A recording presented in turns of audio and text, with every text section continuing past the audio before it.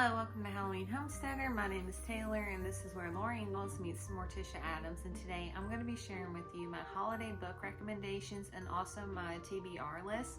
Before we get started, I do want to make a note that this is a collaboration with Indiana Jones and fellow collaborators for the Christmaspalooza playlist.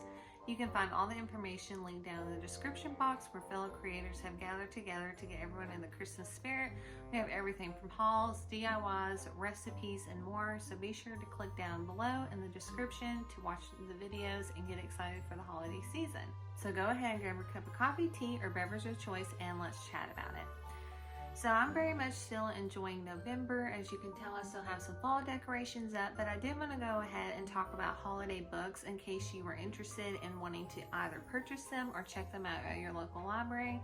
That way you had some time to go ahead and get them on your reserve or pick them up and you have plenty of time to read them. I have already started doing a little bit of seasonal reading just because I have so many books I would like to get through on my list this year, and so I like to start a little bit early, and in case you're the same way, let's go ahead and dive into some books. So the first list that I'm going to be talking about is actually children's books. These are books that I'm planning on reading with my children, so if you're interested you can check these out for yours, or if you just want to read them for yourselves, that's totally fine. I don't believe that there's an age limit on what kind of books you read, so read to your heart's desire.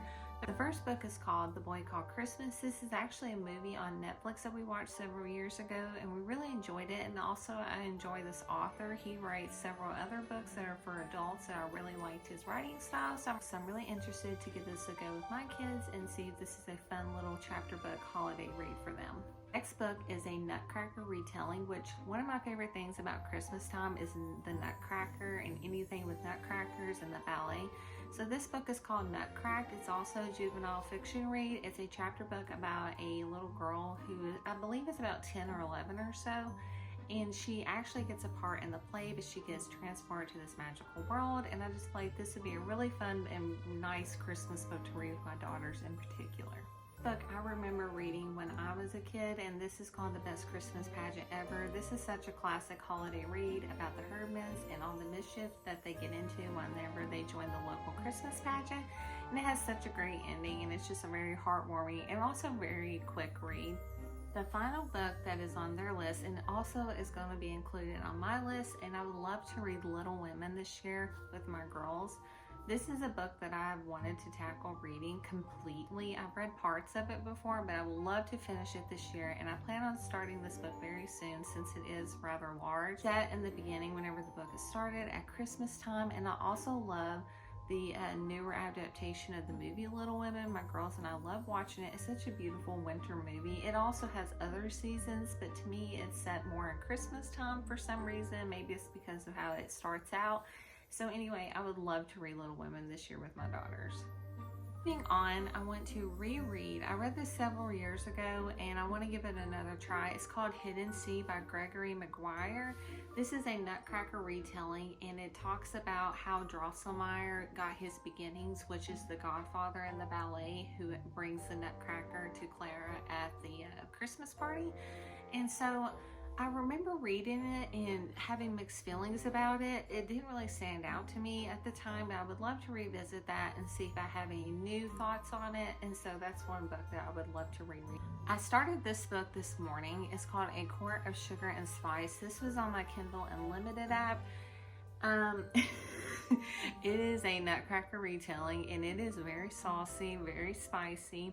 So if that's something that interests you, this is the book for you. If not, that's totally fine. You can skip it. It is a little saucier than I realized. I just saw the title, saw Nutcracker retelling, and it's a very interesting take. So if that's up your alley, there's that, but if not, that's totally fine too. This one is called The Mystery of Mistletoe Hall. This is a standalone book set in the 1920s where there's a mystery at like this great mansion, and I love mysteries, and this will be a really fun like seasonal mystery to read, and I also love the 1920s era, so I'm excited to give this one a try. Next book is also on Kindle Unlimited as well if you have the subscription to that, but you can also get these books aside from that. It's called Literally Dead, Tales of Holiday Hauntings. I read the Literally Dead book at Halloween time, And this is the Christmas version of that, or the holiday version. And essentially it's just short stories, and it has like spooky haunting and Christmas themed spooky stories. And so this will be fun to have like little ghost tales during the Christmas season. And the last one I read last year and I really enjoyed, so I wanted to recommend it to you. It's called Mr. Dickens and His Carol. This is also a Christmas Carol retelling of the origin of how the story was written. Of course, this is a fictional book and it's not totally true, but it's loosely based on how Charles Dickens wrote A Christmas Carol. It's a fiction, of course, but it's such a great read, and it talks about how Charles Dickens was going through a hard time and he had to come up with a story that was going to sell, and it was during Christmas time and he was having a hard time coming up with an idea for a book. So we follow along on his journey about how he gets his muse and how he ends up writing A Christmas Carol according to this book. I forgot to mention with the Little Women book, I have the Little Women cookbook that I want to try some recipes with. This will be a great little companion to go along while we're reading the Little Women, and just bring the story to life for my daughters and for my son as well, and just give us something exciting to do and try recipes that go along with the story.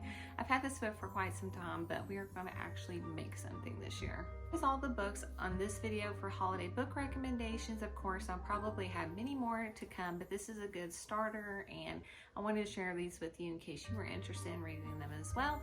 Please be sure to check out the Christmaspalooza link down in the description so you can get some other recipes and DIYs and get excited for the holiday season. As always, thank you guys so much for all your support, and I hope you have a magical day.